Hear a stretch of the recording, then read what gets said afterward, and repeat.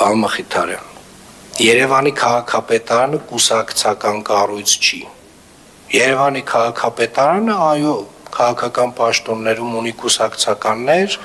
ովքեր որ ելնում են իրենց կուսակցության քաղաքական գաղափարախոսությունից, բայց այնուամենայնիվ հարգելիներս, ուզում եմ կրկին անգամ բոլորիդ հիշեցնել, նամանավանդ ձախ կողմում նստած բոլոր իմ հարգելի գործընկերներին։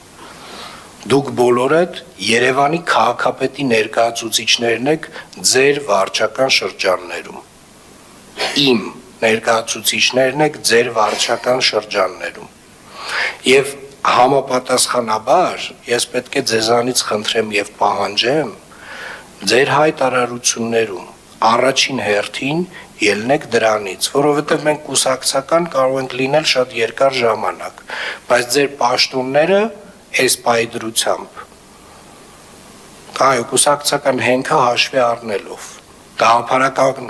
հենքը հաշվի առնելով,